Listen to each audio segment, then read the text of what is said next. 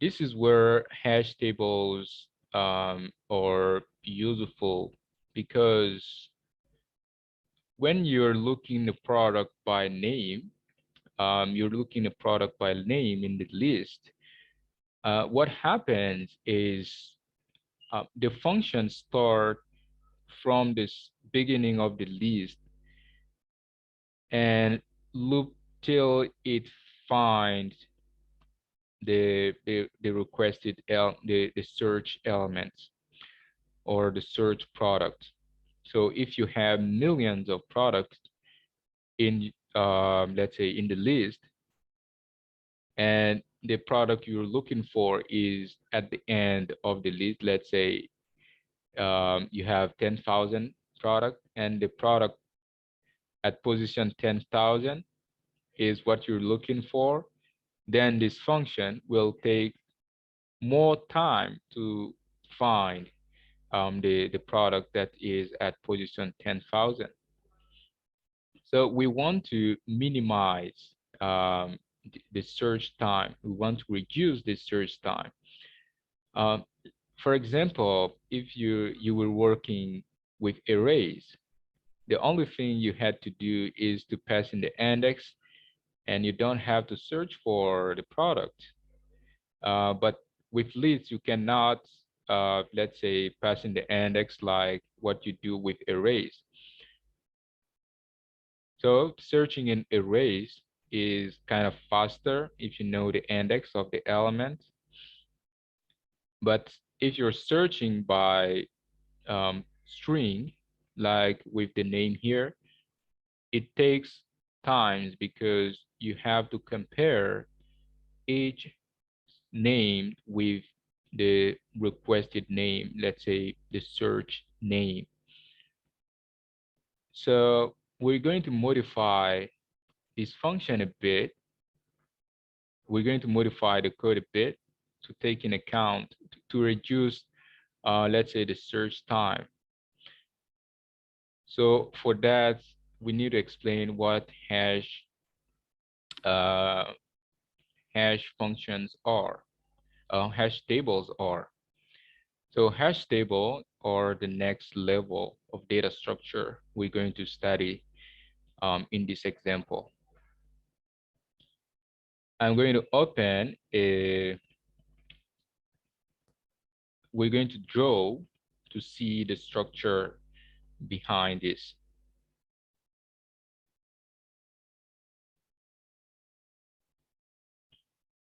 I'm going to share a screen. Just give me a minute, second. So here we have the whiteboard where we're going to draw. And the way the data are represented, we have to find the most convenient way to store our data. And besides storing the data, we also have to find the most convenient way to retrieve the data. You can store the data, but searching for the data can take time. So we need to find a way to get the data as quickly as possible when we're searching for it. This is why we choose between the we have a lot of data structures. This is why we need to select the most convenient data structure for our needs. So here I'm going to draw something that represents a product. So this is the product is the actual data we store in our, let's say, we can consider it as a database, for example. And this data item or this data, we need to add some capabilities for him to support um, different other data types like list. We can store a data in a table so that there will be in some kind of contiguous memory locations, and or we can simply have the data arranged in a way that let's say I'm going to select that. So we can create these data items dynamically and store them in a list.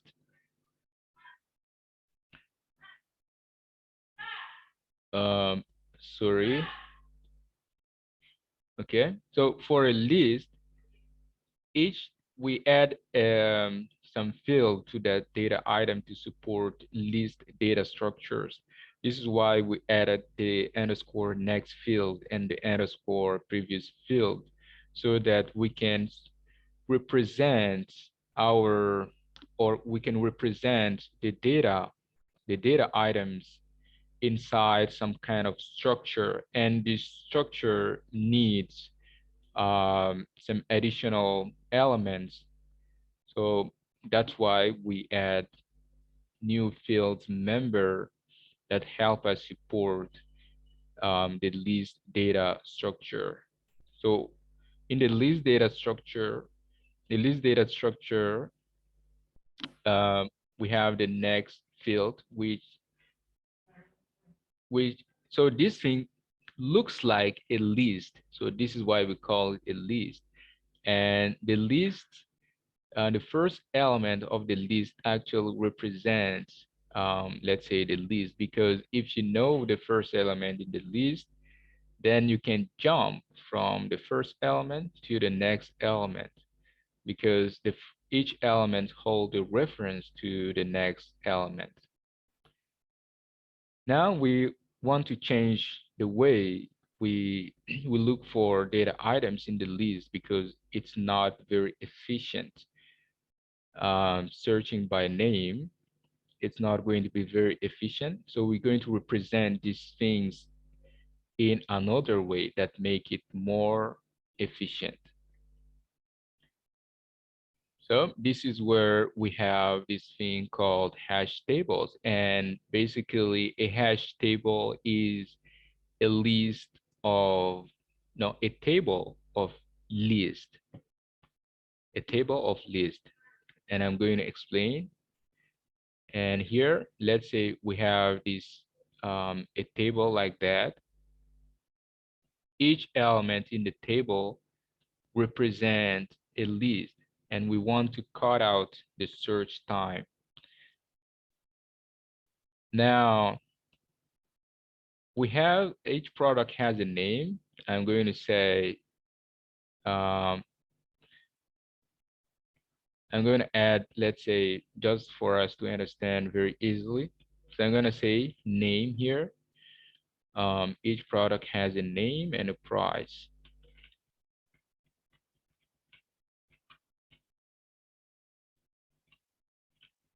Okay. So now we want to move to hash tables. So I have these tables that represent a list. Each element in this table represent a list. So it's kind of some kind of empty, a table of empty leads at the start.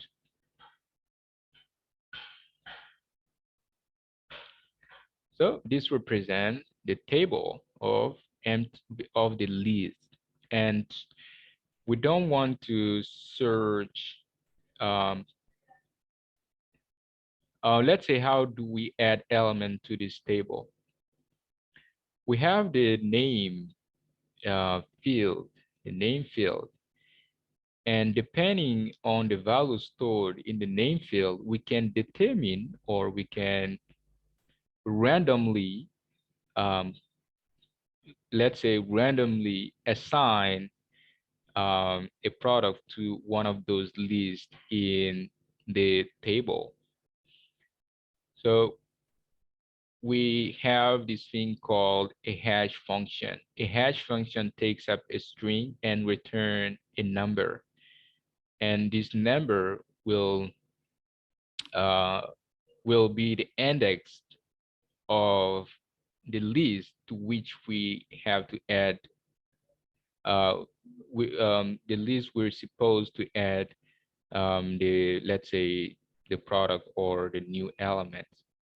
So it's like we want to randomly add the elements to this to the list inside this table so that the search time gets reduced.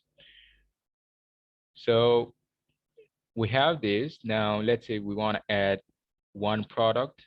I'm gonna say add in something called, okay, this is the thing I'm gonna call the hash function, the circle.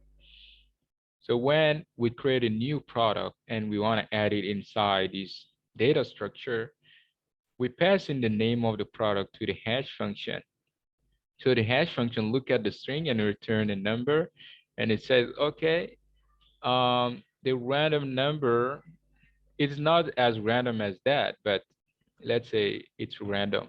So the hash function return a number based on the key. So it say, okay, the first element, the name you pass in here, so the index first the index is, let's say, 1.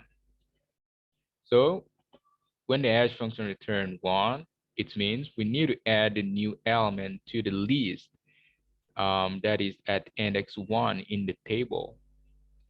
So adding the elements or the product in the table actually depend on what the hash function returns. So the hash functions are made in a way that they returns values, and when they are um, so that we can place elements in these tables and reduce search time. So okay, we pass in the first element and it return 1. Let's pass in another names and it returns the next time, let's say 1, 2, 3, 4. It returns 4. So this time the next element will be stored inside this list here. Remember, the table is a list of table, and the hash function decide where to store, in which list to store the next node or the new nodes. Okay, let's pass in another names. So we pass in first name, second name. Let's pass in a third name to the hash function. The hash function this time says, okay, the index is 1. We want to store it into the new node has to be stored into the list at position 1. And we add the new element inside at the position 1. This is because a hash function may return the same number or the same index number for different strings. This is what we call collisions. So when a collision happens, two different elements with different keys may found themselves in the same list. So this kind of random selection makes the searching very efficient.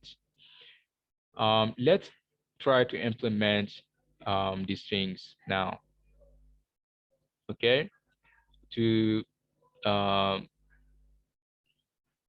for recap, a hash table can be seen as a table of list, and where when we need to add new elements, a hash function decide to which list to add the new elements. And the next thing I want to add in is that inside a hash, this data structure, when we get something, the list, and when we need to add an element in the list, we did not, let's say, create a new elements, but we search if the key already exists, meaning if the name already exists, then if the name doesn't exist, we add a new node to the list. But if the name doesn't exist, then let's say if the name already exists, then we only perform an update in the list, not adding a new element. Let's go back into the code and see how this thing works.